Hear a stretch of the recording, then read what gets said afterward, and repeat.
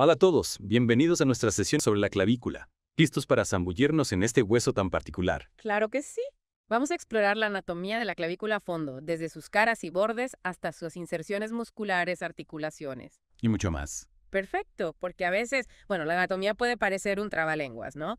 Y aunque parezca un hueso pequeño e insignificante, ¿Oh? créanme que tiene su historia. Así, contame. ¿Sabían que en la antigüedad se usaba la clavícula de animales para hacer amuletos y herramientas? Mira vos. ¿Quién diría que este huesito tenía tanta historia? Bueno, sin más preámbulos, vamos a lo nuestro. Empezamos con una descripción general de la clavícula. Dale, me parece perfecto. La Ok. clavícula, es un hueso largo, con forma de S itálica, ubicado en la parte superior del tórax. O sea, es como un puente entre el esternón, en el centro del pecho y la escápula, ¿no? Ese Ujú. hueso plano en la parte posterior del hombro. Exactamente. Actúa como un puente, digamos, conectando el brazo con el tronco. Y no solo eso, también ayuda a mantener el hombro en su lugar y a que el brazo se mueva con libertad. Un hueso pequeño pero con grandes responsabilidades. Hablemos de las caras, bordes y extremidades de la clavícula. ¿Por dónde empezamos? Empecemos por la cara superior, la que podemos palpar fácilmente a través de la piel. Sí, la que se siente clarito. Exacto, es lisa y sirve como punto de anclaje para varios músculos importantes, como el esternocleidomastoideo, el que nos permite girar la cabeza, Ajá. y el trapecio, que nos ayuda a mover los hombros. Es increíble cómo podemos sentir un hueso a través de la piel. Y hablando de sentir, apuesto a que más de uno se ha golpeado la clavícula alguna vez. ¿Por qué será tan propenso a las fracturas de este hueso? Bueno, su ubicación, al ser tan superficial, la hace vulnerable a los golpes, y su forma curva, aunque le da resistencia, también la hace susceptible a romperse en ciertos puntos. Tiene sentido. ¿Y la cara inferior? ¿Qué nos puedes contar de ella? La cara inferior es un poco más rocosa. Tiene varias marcas y surcos que son importantes para la inserción de ligamentos y músculos. Ajá. Por ejemplo, aquí encontramos el surco para el músculo subclavio, que ayuda a estabilizar la clavícula. Es como un mapa de carreteras con todas esas marcas. Y ya que hablamos de colecciones, ¿qué hay de los bordes de la clavícula? Tenemos dos bordes, el anterior, que es convexo, y el posterior, que es cóncavo. En ambos bordes se insertan músculos importantes para el movimiento del hombro y el brazo, como el pectoral mayor, que nos permite abrazar, empujar. El famoso pectoral. Exacto. Y el deltoides, que le da forma a nuestro hombro. O sea que la clavícula no solo conecta el brazo con el tronco, sino que también es como un centro de operaciones para los músculos del hombro. Y para terminar con esta primera parte de la anatomía, hablemos de las extremidades. ¿Cuáles son y con qué huesos se articulan? Bueno, tenemos la extremidad esternal, que es la más voluminosa y se articula con el esternón, formando la articulación esternoclavicular. Y en el otro extremo tenemos la extremidad acromial, que se articula con el acromión de la escápula, formando la articulación acromioclavicular. Dos articulaciones que son fundamentales para la movilidad del hombro. Ya me estoy imaginando todas las preguntas que podrían venir en el examen sobre esas articulaciones. Tranqui. Vamos a repasarlas en detalle más adelante, pero antes de avanzar me gustaría destacar algo interesante sobre la estructura interna de la clavícula. Vale. Aunque es un hueso largo, su interior se parece más al de un hueso plano. No tiene un canal medular definido como otros huesos largos. ¿En serio? Sí, en lugar de eso está lleno de tejido esponjoso que le da resistencia y flexibilidad. Es fascinante cómo un hueso tan pequeño puede tener tantas particularidades. Y ahora que ya tenemos una buena base de la anatomía de la clavícula, vamos a adentrarnos en el mundo de los músculos. Prepárense para un repaso de los principales músculos que se insertan en este hueso tan singular. Vale, empecemos por el esternocleidomastoideo, que ya mencionamos antes. Este músculo se inserta en la cara superior de la clavícula y nos permite girar la cabeza de un lado a otro, como cuando miramos por encima del hombro. Imagínate la fuerza que debe tener para mover la cabeza. Impresionante. Y hablando de fuerza, no podemos olvidarnos del pectoral mayor, ese músculo que tanto nos gusta ejercitar en el gimnasio. ¿A quién no le gusta un buen pectoral? Bueno, este músculo se origina en el borde anterior de la clavícula y se extiende hasta el húmero, el hueso del brazo. Es un músculo poderoso que nos permite abrazar, empujar y realizar un montón de movimientos con los brazos. O sea que la clavícula es como el punto de apoyo para este músculo tan importante. ¿Y qué me decís del trapecio? También se relaciona con la clavícula. Por supuesto. El trapecio es un músculo grande que cubre gran parte de la espalda y el cuello. Se inserta en la cara superior y el borde posterior de la clavícula. Y nos permite encogernos de hombros, extender la cabeza hacia atrás y mover los hombros en diferentes direcciones. ¿Cuántas funciones? Parece que la clavícula es un punto de encuentro para músculos que hacen de todo. ¿Y qué hay del deltoides? Ese músculo que le da la forma redondeada a nuestro hombro. También se inserta en la clavícula. Claro que sí. El deltoides se inserta en la cara superior y el borde anterior de la clavícula y se extiende hasta el húmero. Es un músculo clave para la abducción del brazo. Y por último, pero no menos importante, ¿dónde se inserta el subclavio? Ese músculo que mencionaste antes. El subclavio se inserta en la cara inferior de la clavícula, cerca del borde anterior, y se extiende hasta la primera costilla. Su función principal es estabilizar la clavícula durante los movimientos del hombro. Es como un pequeño ayudante que mantiene todo en su lugar. Perfecto. Ya tenemos un panorama completo de los músculos que se insertan en la clavícula. Es increíble la cantidad de funciones que este hueso tan particular cumple en nuestro cuerpo. Ahora, antes de pasar a las articulaciones, me gustaría hacer un pequeño resumen de lo que hemos visto hasta ahora. Dale, me parece una excelente idea. Resumiendo, hemos explorado la anatomía de la clavícula, describiendo sus caras, bordes y extremidades. También hemos repasado los músculos que se insertan en ella, el esternocleidomastoideo, el pectoral mayor, el trapecio, el deltoides y el subclavio. Exactamente. Y no olvidemos su particular estructura interna, similar a la de un hueso plano, a pesar de ser un hueso largo. Con esta información fresca en la mente, estamos listos para adentrarnos en el mundo de las articulaciones. Vamos a ello. La clavícula participa en dos articulaciones principales, la esternoclavicular y la acromioclavicular. A ver. Contanos más sobre la articulación esternoclavicular. ¿Cómo es? ¿Dónde se ubica? ¿Y qué tipo de movimientos permite? La articulación esternoclavicular une la extremidad esternal de la clavícula con el esternón y el primer cartílago costal. Es una articulación sinovial celar, lo que significa que tiene forma de silla de montar. Mira vos. Esta forma, le permite a la clavícula realizar una gran variedad de movimientos: elevación, descenso, protracción, retracción e incluso rotación. ¡Wow! Más móvil de lo que imaginaba. Y hablando de movilidad, ¿qué papel juega el disco articular fibrocartilaginoso en esta articulación? El disco articular, es como un amortiguador entre la clavícula y el esternón.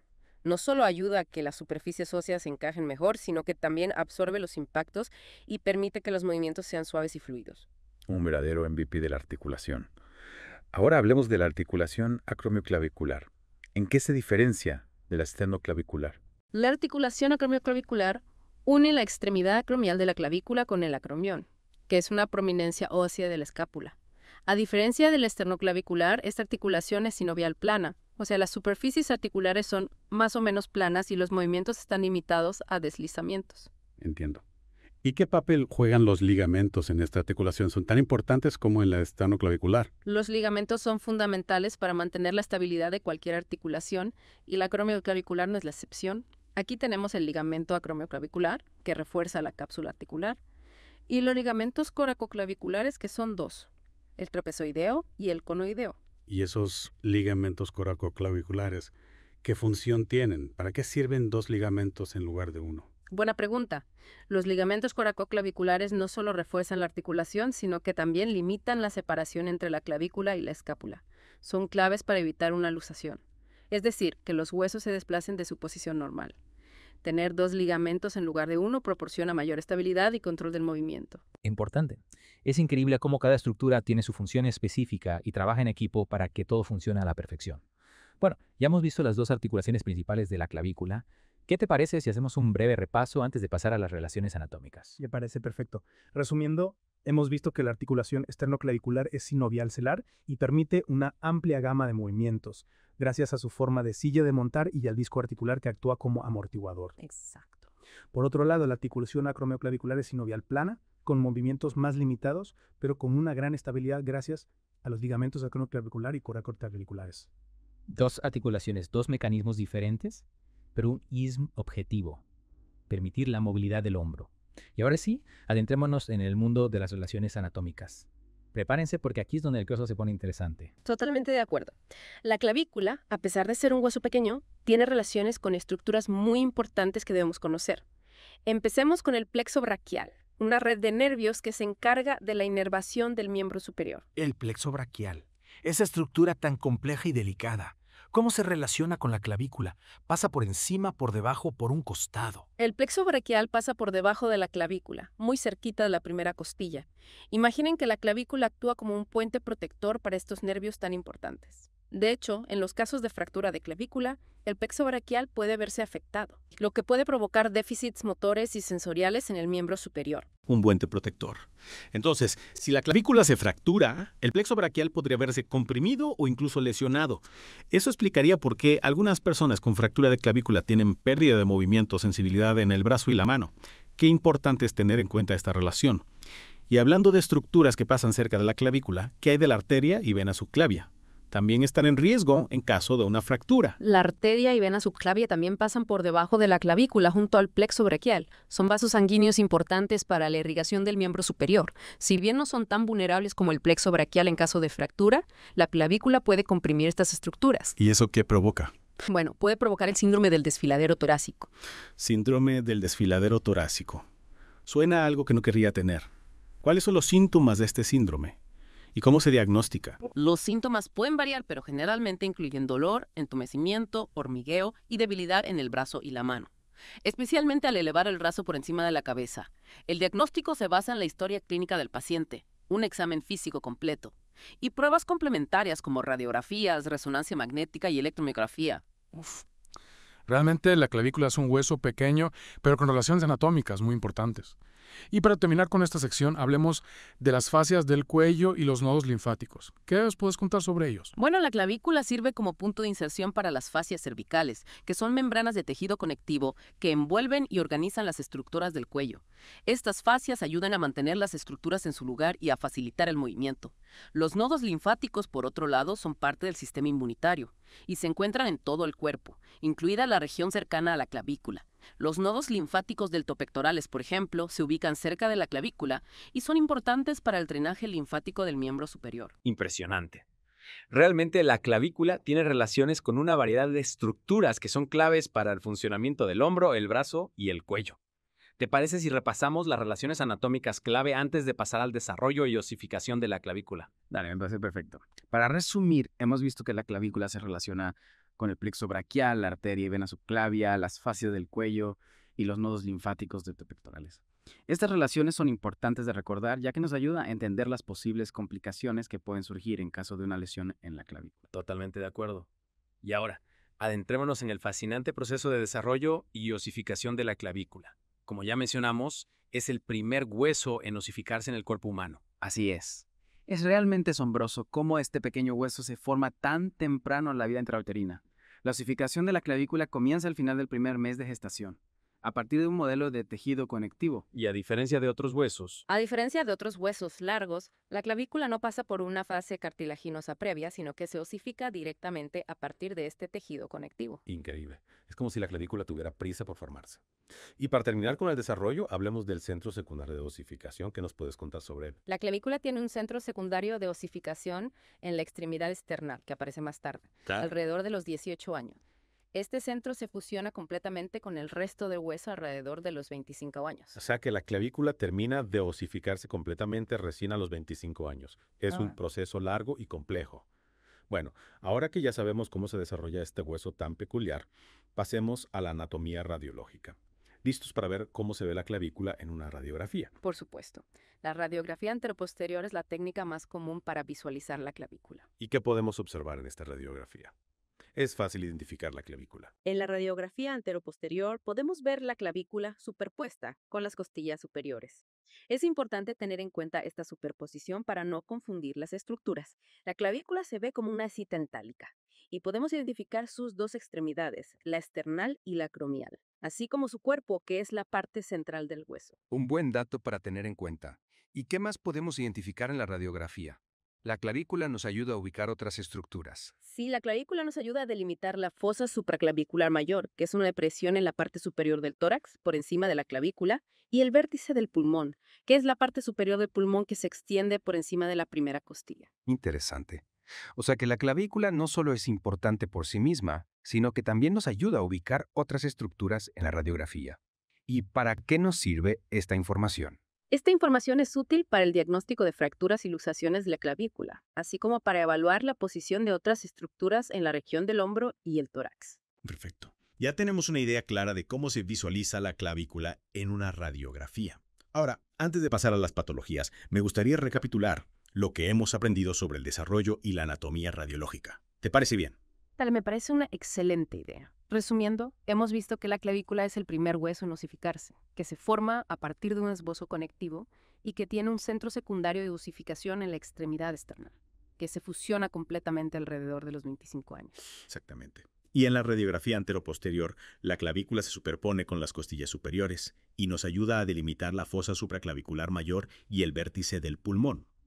Con esta información en mente, estamos listos para adentrarnos en el mundo de las patologías. Prepárense para un viaje por las lesiones y enfermedades que pueden afectar a este hueso tan importante. Vamos a ello. Las fracturas son las lesiones más comunes de la clavícula, especialmente en el tercio medio del hueso. Esa zona curva que es más propensa a romperse por un golpe directo o una caída sobre el hombro. Claro, siendo un hueso tan superficial y expuesto, es lógico que sea propenso a fracturas. ¿Y qué sucede con los fragmentos óseos? Cuando se produce una fractura, ¿se quedan en su lugar o se desplazan? Bueno, debido a la acción muscular, el fragmento medial, el que está más cerca del esternón, suele desplazarse hacia arriba por la acción del músculo esternocleidomastoideo, mientras que el fragmento lateral, el que está más cerca del hombro, se desplaza hacia abajo por el peso del miembro superior. Interesante. Entonces, la posición de los fragmentos nos puede dar una pista sobre el mecanismo de la fractura. ¿Y cuáles son las posibles complicaciones de una fractura de clavícula? ¿Es solo una cuestión estética o puede haber problemas más serios? Una de las complicaciones más comunes es la consolidación en mala posición, lo que puede afectar la estética del hombro y limitar la movilidad del brazo. Claro. Pero también puede haber complicaciones más serias, como la compresión del plexo braquial o de los vasos sanguíneos subclavios, lo que puede provocar déficits neurológicos o problemas circulatorios. Una complicación que no podemos pasar por alto.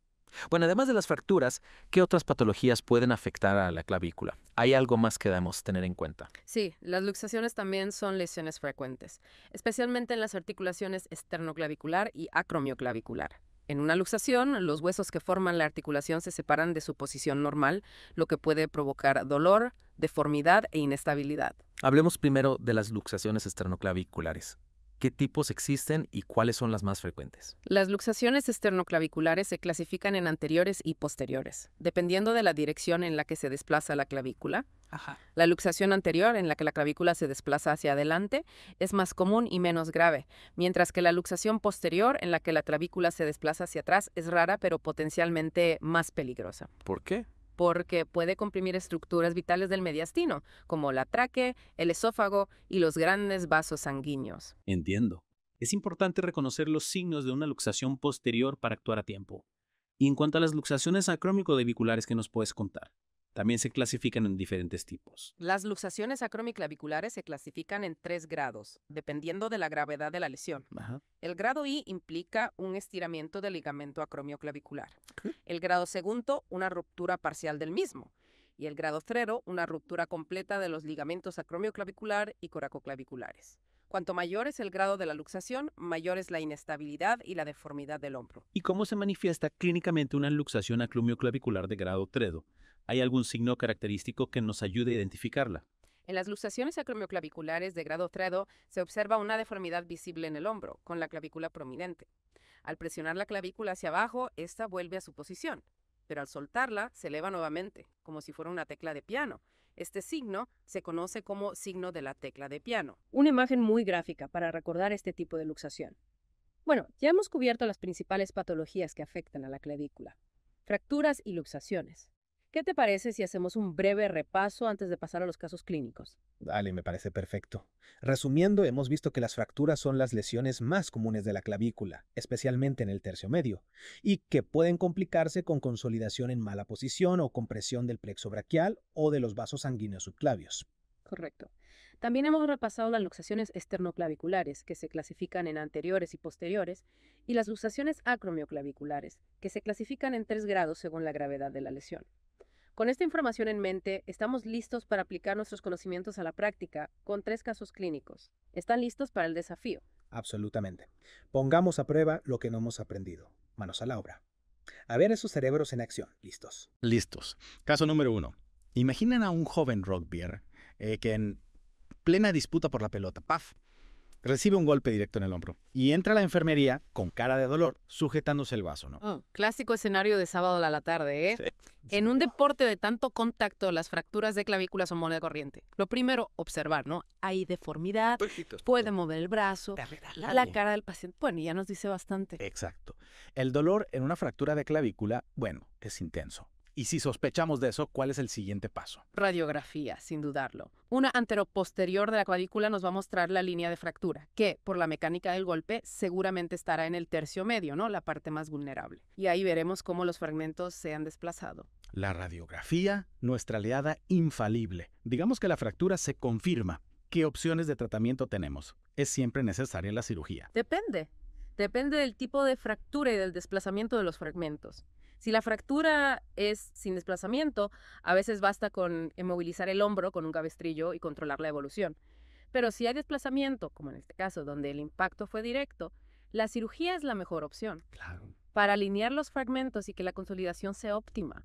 Nuestro rugbyer quiere volver a la cancha lo antes posible, ¿no? Claro, una cirugía bien hecha y a seguir entrenando. Caso resuelto. Pasemos al segundo. Una señora mayor tropieza en la calle y cae sobre su hombro. Llega a la guardia con mucho dolor. ¿Qué nos dice la experiencia en estos casos? Las caídas en personas mayores son delicadas. El hombro es una zona muy expuesta. Preguntamos por el dolor, evaluamos la movilidad del brazo y nos fijamos si hay deformidad en la articulación acromioclavicular. O sea, podríamos estar hablando de una luxación. Esa en la que la clavícula se sale de su lugar. Exactamente. Para confirmarlo, necesitamos una radiografía. La placa nos mostrará si hay separación entre la clavícula y el acromión. Recordemos que hay distintos grados de luxación, ¿no? Y el tratamiento varía según la gravedad. La radiografía, la herramienta esencial del diagnóstico. Supongamos que la placa confirma la luxación. ¿Qué hacemos? Inmovilización. Cirugía. Si la luxación es de grado I0, con poca separación y sin ruptura completa de ligamentos, el tratamiento conservador con inmovilización puede ser suficiente. Pero si es de grado 0, como imagino que es el caso de Nuestra Señora, donde la caída fue con todo el peso sobre el hombro, la cirugía para reconstruir los ligamentos y estabilizar la articulación es la mejor opción. Otra vez al quirófano. Sí. Parece que no podemos escapar de él. Bueno, y ahora el último caso, el que nos deja con la intriga. Un paciente joven llega a la consulta con dolor y entumecimiento en el brazo, especialmente cuando lo levanta. ¿Qué nos dice nuestra intuición médica? A investigar se ha dicho. En estos casos, la historia clínica es crucial. Le preguntamos al paciente sobre su trabajo, sus actividades, si ha tenido algún golpe, si realiza movimientos repetitivos. Cada detalle cuenta para el diagnóstico. Supongamos que nuestro paciente trabaja en una línea de ensamblaje, realizando movimientos repetitivos con el brazo por horas. El dolor empeora por la noche y siente hormigueo en los dedos. ¿Qué podríamos sospechar? Ese tipo de trabajo, con movimientos repetitivos y el brazo elevado, es un factor de riesgo para el síndrome del desfiladero torácico. Recuerden que en esta zona, entre la clavícula y la primera costilla, pasan nervios y vasos sanguíneos que pueden verse comprimidos. Claro, todo encaja. ¿Y cómo confirmamos esas sospechas radiografías? ¿Algún otro estudio? La radiografía de tórax nos puede dar información sobre la anatomía ósea de la zona.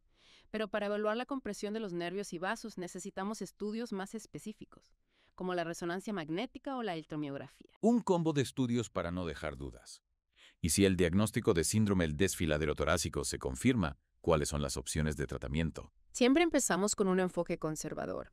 Fisioterapia para fortalecer los músculos del hombro y mejorar la postura, medicamentos para aliviar el dolor y la inflamación, y en algunos casos, modificar la actividad laboral para evitar los movimientos repetitivos que agravan el cuadro. Y si con todo eso el paciente no mejora, la cirugía es la última opción. En casos severos donde la compresión es importante y el tratamiento conservador no ha dado resultado, la cirugía para liberar las estructuras comprimidas puede ser necesaria. 3 casos, 3 desafíos.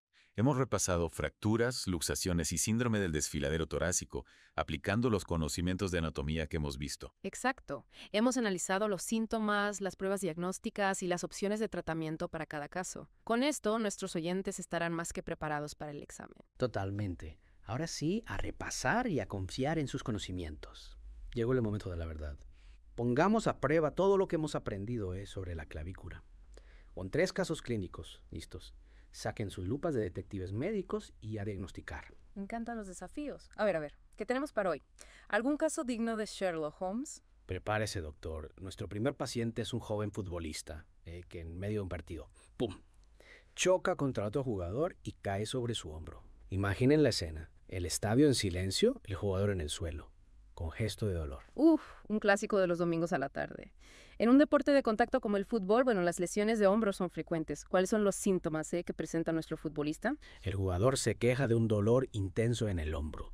No puede mover el brazo con normalidad y se observa una deformidad en la zona de la clavícula. Con esa descripción, la sospecha de fractura de clavícula es altísima. Su ubicación superficial la convierte en un blanco fácil para los impactos directos.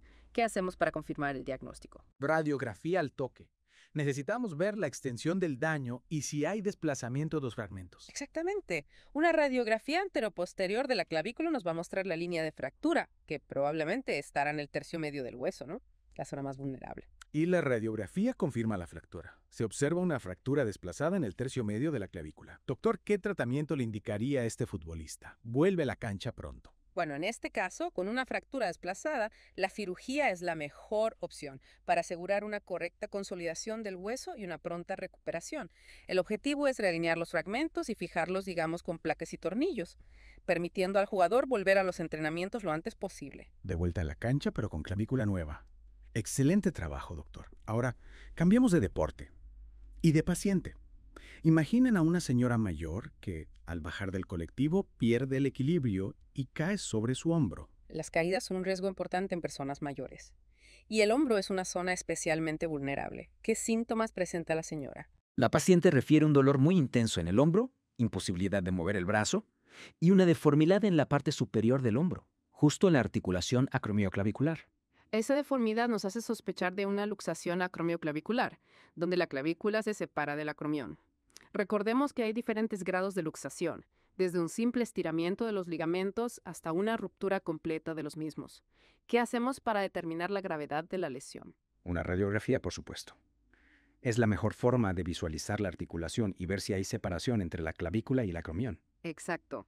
La radiografía nos va a dar información clave para decidir el tratamiento adecuado. La radiografía muestra una luxación acromioclavicular de grado 3, con ruptura completa de los ligamentos.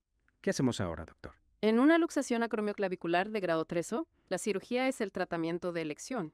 La reconstrucción de los ligamentos dañados es fundamental para restaurar la estabilidad de la articulación y permitir una correcta función del hombro. Otra vez al quirófano. Parece que las lesiones de hombro a veces requieren soluciones quirúrgicas. Bueno, vamos con nuestro último caso, un poco más complejo. Un joven músico llega a la consulta con dolor y entumecimiento en el brazo, que se intensifica cuando toca la guitarra por largos periodos. Un caso interesante. Las actividades que implican movimientos repetitivos o posturas forzadas, pueden generar problemas en la zona del hombro y el cuello. ¿Qué otros síntomas presenta el músico? El paciente refiere que el dolor se irradia hacia el cuello y la mano, y que siente hormigueo en los dedos, especialmente después de tocar la guitarra. Esos síntomas nos hacen pensar en un posible síndrome del desfiladero torácico, donde se comprimen los nervios y vasos sanguíneos que pasan entre la clavícula y la primera costilla. Tocar la guitarra durante horas puede generar tensión en los músculos del cuello y el hombro, contribuyendo, a la compresión de estas estructuras. Tiene sentido. La postura al tocar la guitarra puede ser un factor clave en este caso.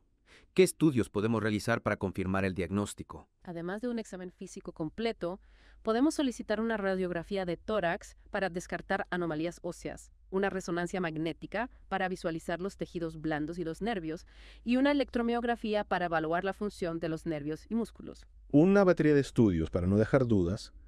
Supongamos que los estudios confirman el síndrome del desfiladero torácico. ¿Cómo abordamos el tratamiento? En la mayoría de los casos, el tratamiento inicial es conservador, con fisioterapia para fortalecer los músculos, mejorar la postura y liberar la tensión en la zona. También se pueden indicar medicamentos para aliviar el dolor y la inflamación. Y si el tratamiento conservador no es suficiente, la cirugía es una opción en estos casos. Si los síntomas persisten a pesar del tratamiento conservador, la cirugía puede ser una opción para liberar la compresión de los nervios y vasos sanguíneos. 3 casos resueltos con éxito. Hemos pasado por fracturas, luxaciones y síndrome del desfiladero torácico, aplicando todo lo que hemos aprendido sobre la anatomía, las funciones y las patologías de la clavícula. ¿Qué te parece? Exactamente. Hemos visto la importancia de una buena historia clínica, un examen físico minucioso y estudios complementarios, para llegar a un diagnóstico preciso y ofrecer el tratamiento adecuado a cada paciente. Un repaso completo y dinámico que sin duda les será de gran ayuda para el examen. Recuerden que la clave está en comprender los conceptos, no solo en memorizarlos. Y no se olviden de practicar lo aprendido. Analicen casos clínicos, discutan entre ustedes y no duden en consultar sus dudas. Excelente consejo. Bueno, amigos, esto ha sido todo por hoy. Esperamos que hayan disfrutado de esta sesión intensiva sobre la clavícula y que se sientan más preparados que nunca para enfrentar el examen. Mucha suerte y hasta la próxima. Y recuerden, la clavícula es solo el comienzo de un viaje fascinante por el mundo de la anatomía.